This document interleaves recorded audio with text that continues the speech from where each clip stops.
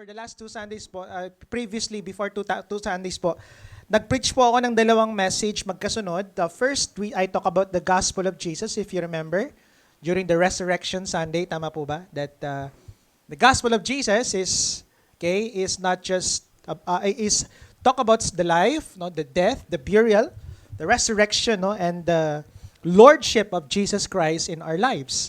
At after that, the other Sunday, I talk about the Great Commission. The reason why God is blessing us is for us to be a blessing to nations. Kaya tayo pinagpapala ng Diyos kasi gusto ni Lord maging channel of blessing tayo sa buong mundo. Tama po ba? Okay, and today we'll be talking about the weight of the gospel chain because someone paid the price and somebody was faithful enough to pass it on. And so, this is their story. So, join me on my message today entitled, The Mission That Would Not Stop. Yan. Sabi mo nga, The Mission That Would Not Stop. Huwag po kayong magalala, mamaya po yung announcement natin at mga giving. Okay, iniba lang muna natin yung flow ng program today. Okay lang po ba sa inyo? Iba lang natin yung program? Magsisimula yung babay, tapos pabaliktad, ano? Pero, ayun. So, pero bago tayo magtuloy, gusto ko lang po kayong tanungin ng isang tanong. Okay? At ang tanong na iyon is, how did the gospel reach you? Yan. Paano ka naabot ng gospel? Paano mo narinig na may nagmamahal sa iyo at ang pangalan niya ay si Jesus? Okay? How? Paano? Okay? O kaya naman magandang question is, think about the person who first told you about Jesus. Pwede bang isipin natin ng konti lang? Sino yung nagdala sa iyo ng mabuting balita about kay Jesus? First person. Kasi may mga natanong ako kaninang first service na umatin sila sa church pero hindi talaga ang church ang unang nag-share sa kanila. May mga iba narinig nila sa bus, may mga ganun, 'di ba? Sa radyo o kaya pumunta sila ng isang hotel, may Bible doon, may mga ganun, ano? So sino yung unang-una nag-share sa iyo about kay Jesus? Sino yung nag-share sa iyo? Natanong mo ba sa nag-share sa iyo about kay Jesus kung sino din na nag-share sa kanya? Sino yung nag-share na nag-gets niyo yung tawag natin sa iba yon, parang family tree, tama ba? Yung titignan mo kung saan ba nanggaling o saan nagsimula ang lahat. Okay, isip mabuti sino ba ang nag-share ng gospel? Matandaan mo ba o natanong kung sino rin na nag-share ng gospel sa kanya? At tanong ko, paano kaya kung may isa na hindi nag-respond sa chain o tinatawag natin yung gospel chain? Paano kaya pag yung nag-win sa'yo, paano yung nag-share sa'yo about kay Jesus, hindi siya shaneran nung unang nag-share sa kanya? Possibly ba na hindi ka mabahaginan kasi nga hindi niya na-sharean? Okay? So, sino ba magandang tanongin dito? Ayan. Si Teacher, malit lang ang Teacher Aiko. Bigla ka, no? Sinong unang nag-share sa'yo about kay Jesus? Actually, Rev, maraming beses ko nang napakinggan yung gospel. Pero, unang-una, sa family ko po. Okay. Palakpakan naman natin si Teacher Aiko, family daw. Bigla kayo natakot, ano? Si Melvin, sino unang nag-share sa'yo about kay Jesus? Si Mrs. Amira. Ikaw naman, sobrang pagmamahal yan. Diba? Thank you so much, Melvin. Sino pa ba? Si Keisha. Sino ang una nag-share sa'yo about kay Jesus? Daddy Bishop? Matindi pala ito, ano? Okay. Anong nangyari? Okay, so that's good. Palakpakan naman po natin ang bawat isa. So today, we're going to trace that chain all the way back to the group of frightened disciples of Jerusalem 2,000 years ago. So ngayon po, ang style ng message ko is not more on preaching, pero more tayo on teaching. Okay lang po ba yun sa inyo? Mukhang babalik tayo sa history. Magbabanggit ako ng maraming mga pangalan at ng mga numero, mga dates. Pero ang goal ko po ay ma-appreciate natin yung ganda ng gospel na meron tayo ngayon. Dahil historically, may mga taong nagbigay ng buhay para sa atin. Okay? So saan nga ba nagsimula itong gospel chain, di ba? Yung nag-win sa'yo, nag-win sa kanyan. Paano ba nagsimula ang lahat yan? It's all started with the 12 ordinary men and the Holy Spirit. No? So yung mga pictures po na gagamitin ko dito, manggagaling po ito sa The Chosen series. Hindi po ito yung totoong itsura nila. At ito po ay mga ano lang, bawang mga characters lang, no, na nagpapakita. Acts chapter 1 verse 8, sabi niya, "But you will receive power when the Holy Spirit comes on you, and you will be my witnesses in Jerusalem, Judea, and Samaria, and to the ends of the earth." So nung panahong ito ay gulong-gulo ang mga disciples ni Jesus. Anong gagawin? Kasi kakatapos lang nilang nakitang namatay ang master nila, ang boss nila, ang rabbi nila. Tapos pagkatapos ito, nung muli siya ng buhay, masaya sila ulit. Pero bukang bibig ni Jesus Christ na ako ay aalis at hindi ako magtutuloy dito.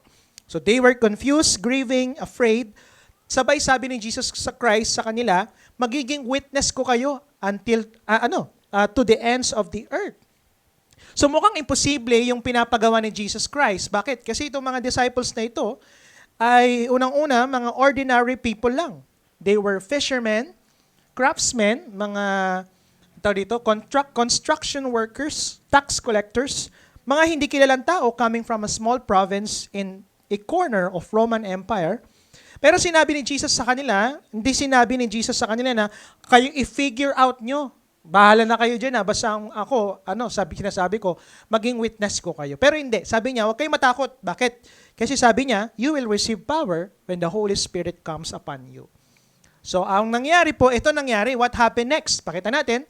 So, pagkaalis ni Jesus Christ, He ascended to heaven, umakyat sa langit.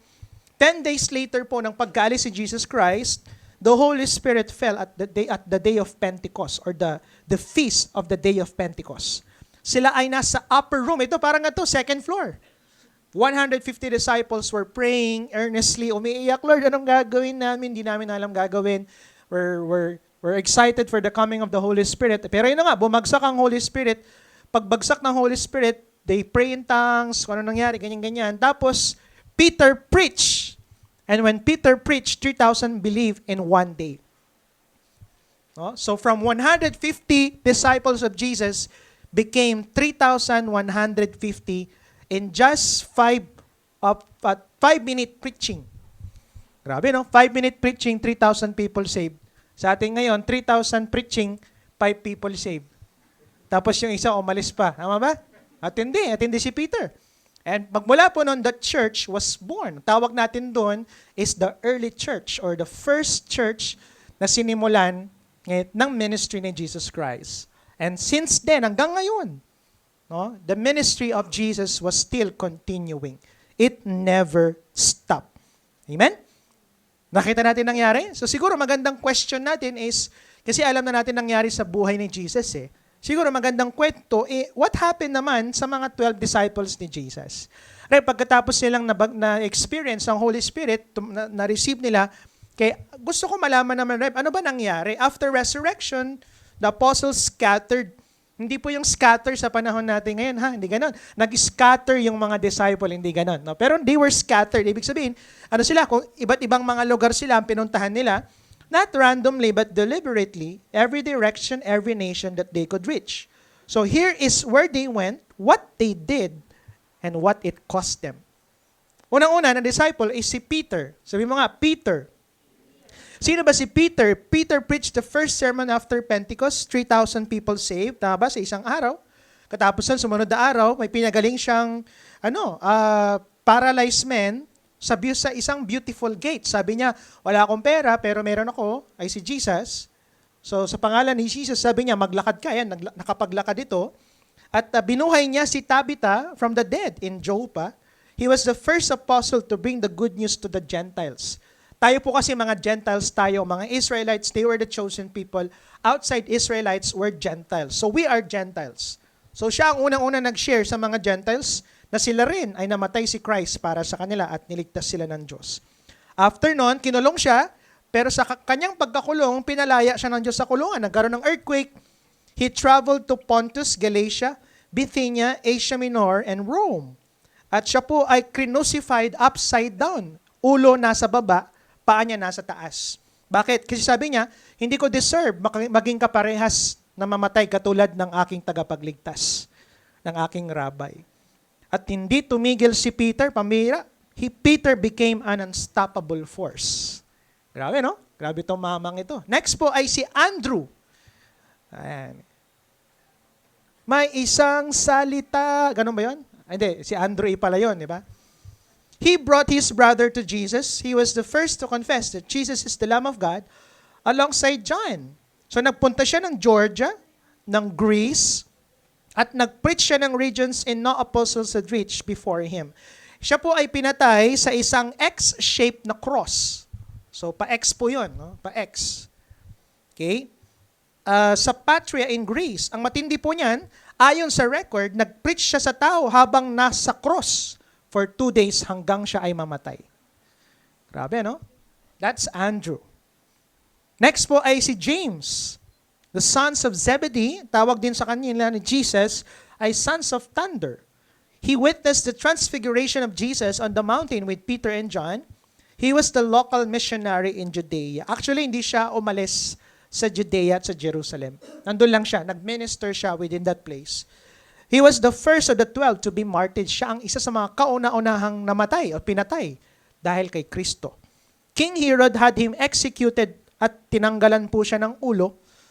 He gave his life quickly and without fanfare. His death was so ordinary in the record but costly in reality.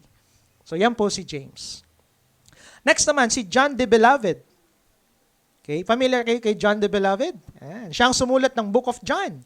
He loves Jesus so much na siya lang ang kaisa-isang disciple na hindi iniwan si Jesus hanggang na siya ay namatay sa cross.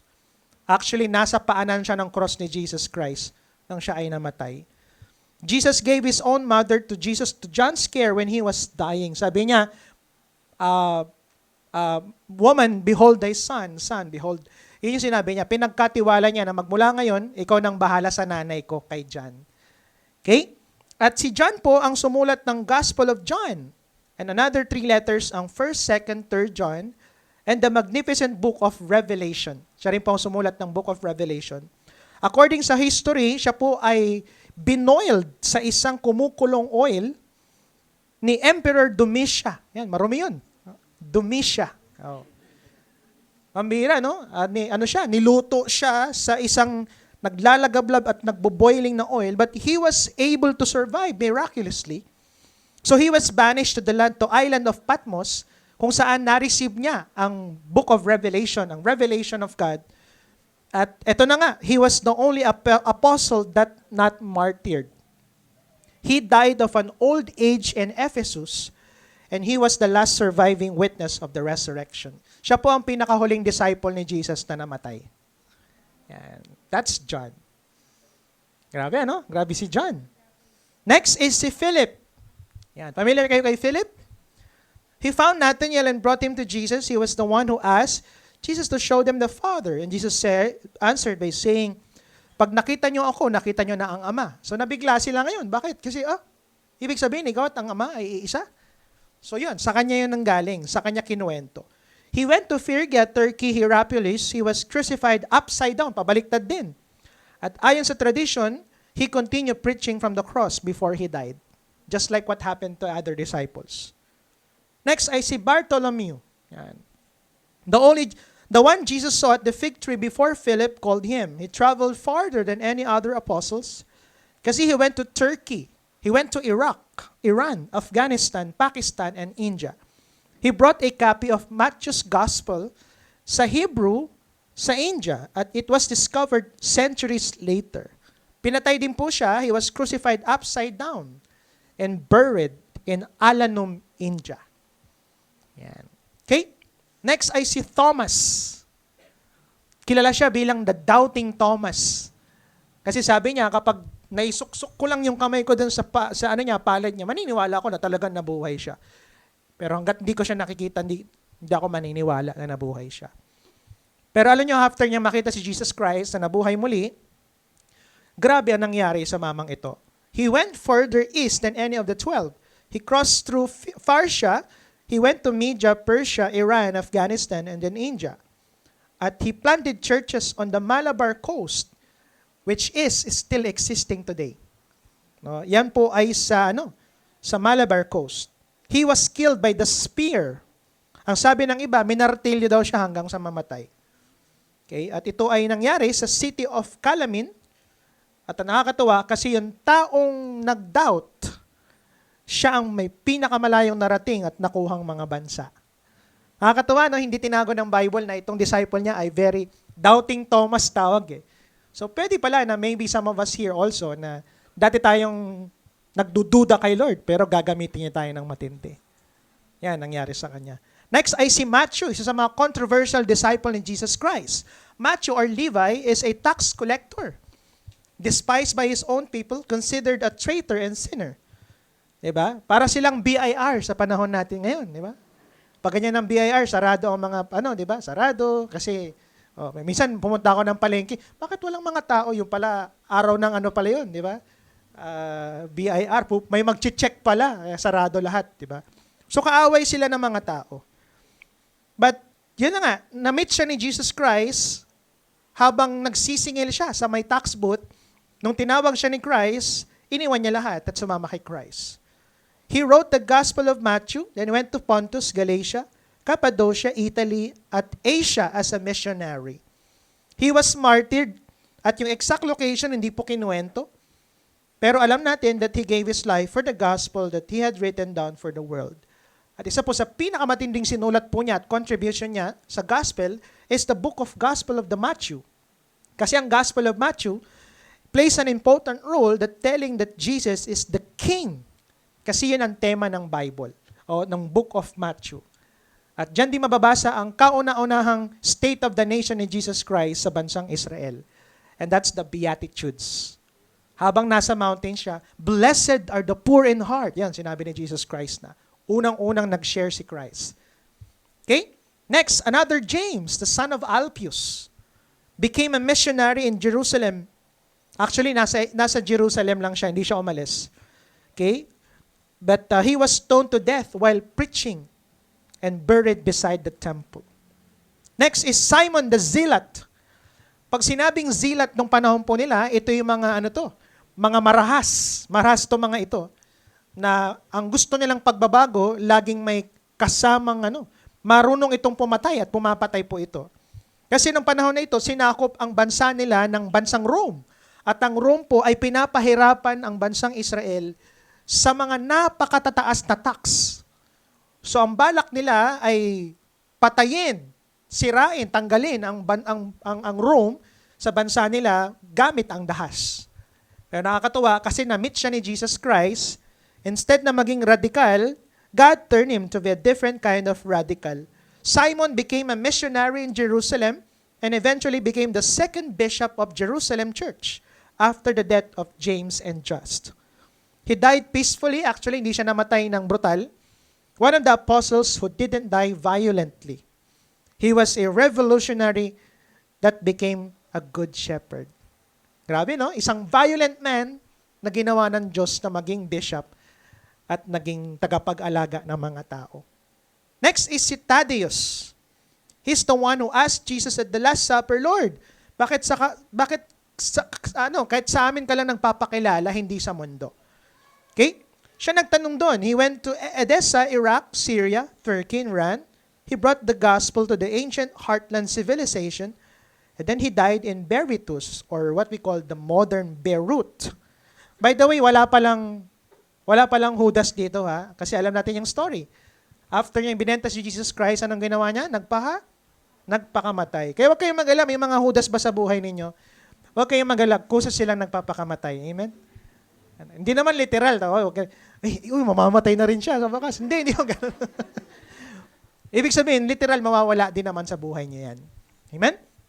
So, sinong pumalit kay Judas? Si Matthias. Yan. Si Matthias was chosen by Lot to replace Judas after resurrection.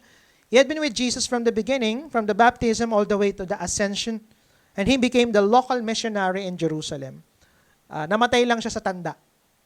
Okay, that's Matthias. At pinakalas po, hindi siya literal na disciple ni Christ, di ba, na literal, pero he became one of the apostle. Bakit? Kasi hindi makukumpleto yung mga apostolic mission kung wala ang mamang ito.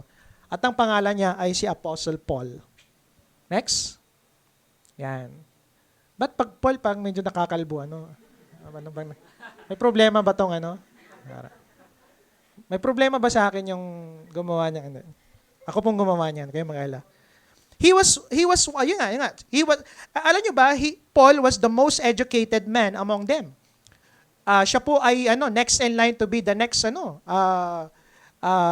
na Pharisee. He was trained under Gamaliel, the greatest rabbi on his age nung panahon pong ito. He was the most unlikely missionary. Bakit? Before becoming a missionary and a disciple of Jesus, he was first a persecutor and murderer. Siya ang nagpipirma na papatayin ng mga Kristiyano. That's Paul. But alam natin yung story, on the way to Damascus, na-meet niya ang Panginoon Diyos and he was never the same again. So he planted churches across Greece, Turkey, Cyprus, Macedonia. He wrote 13 letters that became the backbone of Christian theology. At actually, itong mamang ito ay consider natin siya na sumulat ng 1/3 ng New Testament. That's Paul. Went to the west, to Croatia, Italy, and Spain. But nung pumunta po siya ng Rome, after ilang months, he was beheaded by King Nero. So yan po nangyari sa kanila. Tanong ko sa inyo, bakit ko kinikwento ito? Bakit ko sinishare ito? Grabe nangyari sa mga apostle. Binayaran nila ang mission ng full sacrifice at full commitment. Hindi lang yun, nag-iwan sila ng mga letters at books. Nabubuoy ng 27 letters ng New Testament na isa rin sa napakalaking achievement nila sa gospel. Pero higit sa lahat, nag-iwan sila ng simbahang naging pundasyon natin ngayon. So here's the summary. Pakita natin yung summary. So one lost forever sa 12, counting Matthias and Paul. Ilan na yun? 14. Tama ba? Isa ang namatay.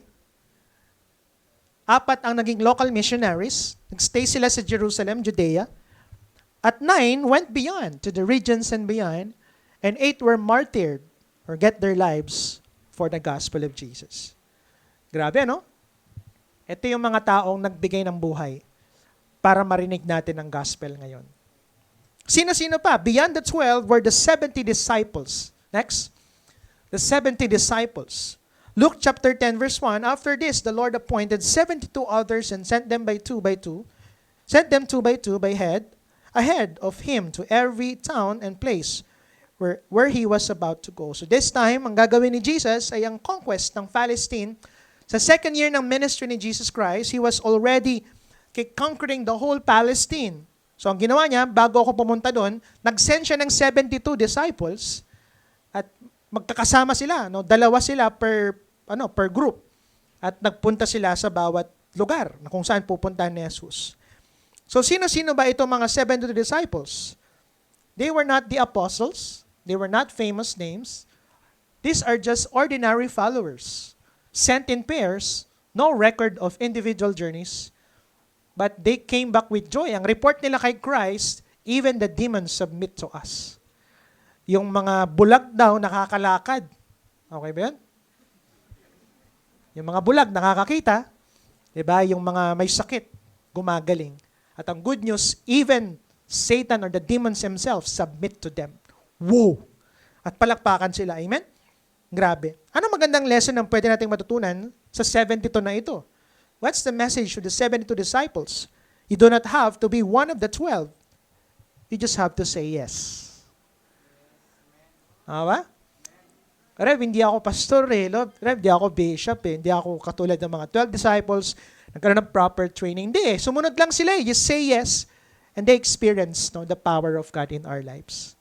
Tingnan mo yung katabi mo, pwede kang gamitin ni Lord. Amen? At pangatlo are the 500 witnesses. Yan. 1 Corinthians 15:6, after that, he appeared to more than 500 brothers and sisters at the same time. Most of them are still living, though some have fallen asleep. Nung sinulat po ito ni Apostle Paul, buhay pa itong mga 500 na ito. So anong nangyari? Ano ba ang meron sa 500 na ito? Kasi yung 500 daw, recorded sa history, na merong 500 daw na tao na nakita si Jesus Christ na nag-resurrect. Bakit importante ang resurrection? Kasi kung walang resurrection, hindi complete ang salvation. So the resurrection is the culmination of God's amazing, salvation 'di ba? Rescue to us. So, lumalabas, ang nangyari daw, hindi daw yung 300 nakita ng umaga, yung 200 nung hapon, hindi. Sabay-sabay, nakita nila 500 people, si Christ ay muling nabuhay. Why this matters? Because 500 people saw the risen Jesus at the same time.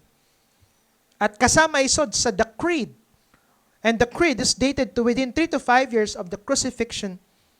And alam niyo ba that even atheist historians confirm the creed is ancient. Even those people who don't believe Christ affirm that the creed is true. Na talagang merong 500 people na nakakita kay Jesus Christ. Pero hindi sila sinasabi directly na nabuhay si Jesus. So no liar invites verification from 500 living witnesses. At itong matindi. Sa akin, ano yun? Alam nyo ba na lahat ng 500 na ito, namatay sila na hindi kailanman nag-recant, na hindi nila nakitang nabuhay si Jesus Christ. Lumalabas na hindi pala kwento-kwento kasi marami nang sasabi ang pagkabuhay ni Christ ay kwento-kwento lang. Pero alam nyo ba, kasi pag may isa lang sa 500 ang nagsabing, sa totoo lang po, kwento lang namin yan. Hindi talaga totoong nabuhay si Jesus Christ. Walang kwenta yung pagkabuhay ni Christ. Pero alam nyo ba, lahat sila hanggang sa pinakahuli, nung sila'y pinatay, lahat sila nagsabing, totoong nakita namin ang Diyos na nabuhay. Lumalabas that 500 people do not die for a hallucination they invented together. The resurrection is the most verified in the ancient history. Di ba parang gato, uy, gawa tayo ng kwento. Di ba minsan ganon?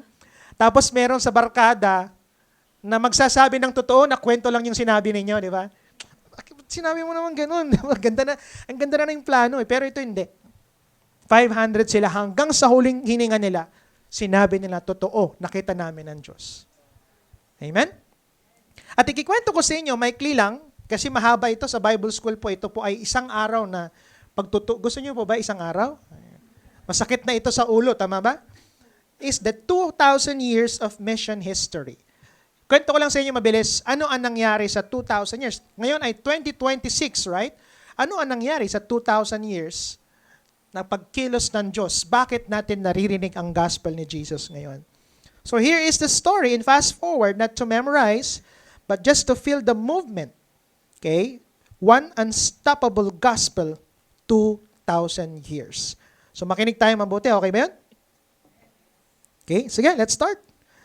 Pakita natin, AD 30, the day of Pentecost, 3,001 day, the church is born.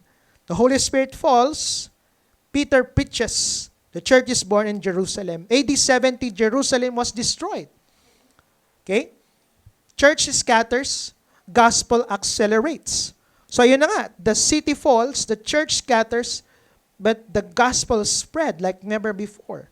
AD 180, Pantenius reaches India, finds Christian was already there. Nagulat siya. Kasi matindi na pala ang ginagawa ng Panginoon Diyos sa India. Papunta pa lang siya doon, may mga nakakakilala na sa Panginoon Diyos. So na tayo, AD 432. Patrick goes to Ireland, okay, the land that once enslaved him. Okay, returns as a missionary. And almost 20% of the world now embraces Christianity. 63% were non-white and over 2 million known martyrs since the birth of the church. Meron ng 2 million ang namamatay para lang kay Jesus Christ. Grabe, no? AD 635, Alopen brings gospel to China and the Tang dynasty receives the gospel for the first time. Next, 1266, Kublai Khan asks 100 missionaries to be sent to Mongolia. Only 2 are sent, and they turn back before reaching Mongol territory. A door opens, nobody walks through it. So hanggang sa Mongolia, na-receive nila ang gospel. 1347 is the recorded Black Death kills 100 million. Grabe, no? Pinatay sila. Okay, estimated 100 million, reducing the world population by almost 25%. But I have a good news, because the church survives. Okay? 1450s, okay, where the Johannes Gutenberg printed na create po ang kauna-unang printing press at ang unang-unang print ay walang iba kundi ang Bible. Gutenberg prints the Bible and the word spreads like fire. Over 2,000 printing presses across the Europe were printing Christian books and Christian Bible. 1517, Luther nails 95 theses and the Reformation begins.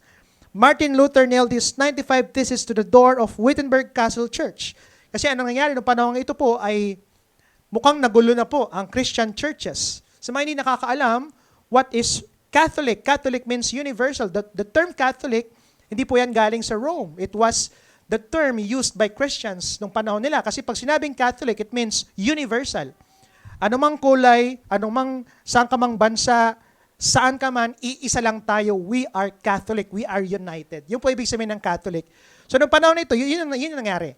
Pero nung time na yon, si Martin Luther po ay nagtataka siya bakit may mga ganito. So sumulat siya ng 95 na katotohanan para labanan ang simbahan at binalik ang tama na katuruan ng Biblia sa Christian church. So doon po nahati na ngayon. Kaya merong Roman Catholic, merong gantong mga churches. Kaya nagulat po kayo, ang dami-daming mga Christian church, right? May Lutheran, may ganito, ang dami.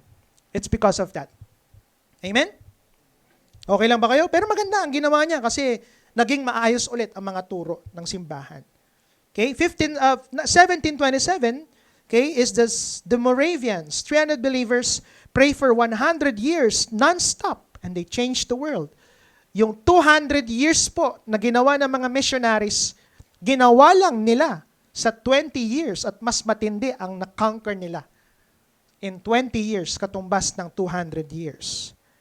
1855, the Cambridge, okay, 7 leave Oxford and Cambridge for China. Saan na tayo? 19? Ano na yan? Oo, there were 7 gifted young men who give up everything just to reach out China and they preached the gospel of Jesus. At pinaka-latest, 1963, Bruce Olson goes to Colombia, lives with an unreached tribe for decades, never heard Jesus, pero narinig na ang gawain ng Diyos. And today, the gospel has been preached in every nation. The church exists on every continent, and it has now reached you. In this room, at this moment. Palakpakan naman natin ang Diyos diyan.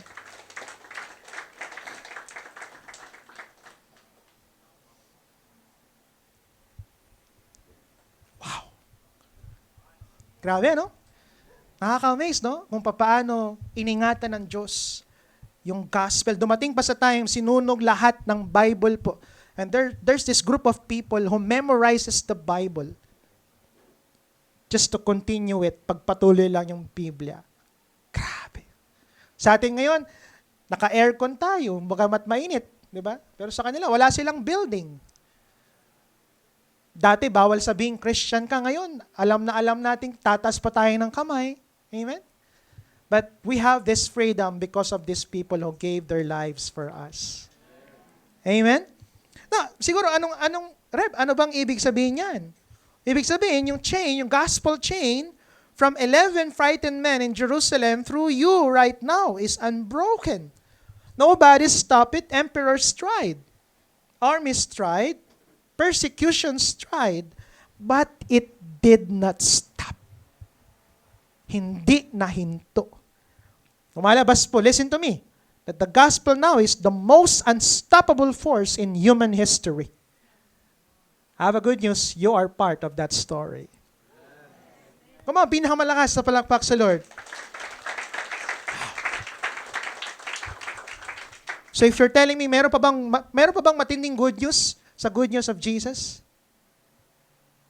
Ngayong makita mo, paano preserve ang history para lang pakinggan natin ang good news na yan. Wow. So siguro, ang ending natin, knowing all of these things, anong gagawin ko? Anong gagawin natin? The gospel reached you, now it must pass through you. Ngayong naabot ka ng gospel, sana i-share mo din ito. The chain must not break here. Someone shared, you must share it too. Romans 10:14-15, how then can they call on the one they have not believed? Paano nila tatawagin yung hindi naman nila pinaniniwalaan? Paano nila paniniwalaan kung hindi naman nila narinig? Paano nila maririnig kung wala namang nag-preach sa kanila? At paano sila magpipreach kung hindi naman sila ipapadala? Paano nga naman nila tatanggapin si Lord kung walang mag-share sa kanila? The Moravians prayed so that the missionaries could go. William Carey went so India could hear. Alam niyo po ba na ang India po, isa po sa mga nagsimula. Bakit ang India po ngayon ay napakatalinong bansa? Ay isang missionary ng pangalan ay si William Carey. Kasi kilala niyo lang si Steph Curry, tama ba? Hindi natin kilala si William Carey. Si William Carey po ang isa sa pinakamatinding a father of modern missions. Nang ginawa po yan, nag-start po siya ng mission sa India. Siya po ang nag-start ng mga school doon, tinuruan silang mag-English. Kaya magugulat kayo, ang mga India po ngayon, Indiano, isa sila sa pinakamagagaling sa bawat bansa. Pag may problema kayo sa mga cellphone nyo, puta lang kayo sa YouTube. You know, everyone, this is how to. Di ba? Ganun lang sila di ba? Ang mga Indiano, matatalino ang mga Indiano. Isa po sa mga nagsimula ng katalinuhan dyan ay isang missionary ng pangalan ay si William Carey. Actually, meron po silang libingan ng mga bayani at mga nilibing doon ay mga pastor. And one of that is si William Carey. Sa pinakamagandang school, ay school na sinimulan po nila. Taylor went so that China could hear. Eliot died so that Hurani could hear. Next. Someone reached the Philippines. Someone reached your family. Someone reached you. And that chain did not arrive at you, so it could stop. So I have a challenge. Acts 8:4, those who had been scattered preached the word wherever they went. And this verse po was not particularly po to the apostles, but these were particularly to the ordinary followers of Jesus who carry the gospel to the next city, the next town, and the next nation. Wala silang title, hindi sila kilala, hindi sila apostles. But they had a testimony na binago sila ng Panginoon Diyos. And they are willing to say, yes, Lord, gamitin mo kami, share kita sa mundo. That is the pattern. That has always been the pattern. So ngayon, let me end with this. God is looking at you right now and asking, whom, next, shall I send? Sino ipapadala ko? Whom and who will I go? Who will go for us? Sana katulad ni Isaiah, ito ang maging sagot natin ngayon. Here I am, Lord. Send me. Amen? Thank you, Lord. Palapakan po natin ng Panginoon Diyos. So let me end with the story of the Moravians, from the Moravians. Nabanggit ko kanina to, the Moravians are 1727, the 300 refugees who prayed for 100 years.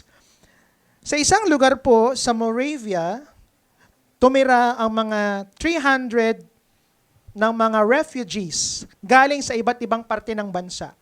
So ito mga taong ito ay expected, nag-away-away sila kasi may nagluluto ng kaling, siguro. Ang banga-bangat, sabi niya, di ba? Iba-iba sila ng culture, nag-away-away sila, pero mga Christian sila lahat. So ayun na, may mga nag-aaway, may mga nagsisiraan, ganito. Hanggang sa isang araw, sabi ng Panginoon sa kanila, mag-pray kayo. So nagkaroon ng prayer works, gathering nila, meron silang church. At alam niyo po ba, ang nangyari, habang nagpipray sila isang gabi, bumagsak ang Holy Spirit. Pagbagsak ng Holy Spirit po, 24 na lalaki at 24 na babae ang nag-commit na magpipray non-stop. At alam niyo ba, nagtuloy itong prayer nila for 100 years. 100 years, 24/7, may nag-pray sa church nila non-stop. At dahil sa prayer na yon, alam nyo ba, sa loob ng 20 years, mas marami pa silang naipadalang missionaries kaysa sa buong Christendom ng 200 years. Nagtanim sila ng churches at binigay nila at nag-move on sa next unreached places.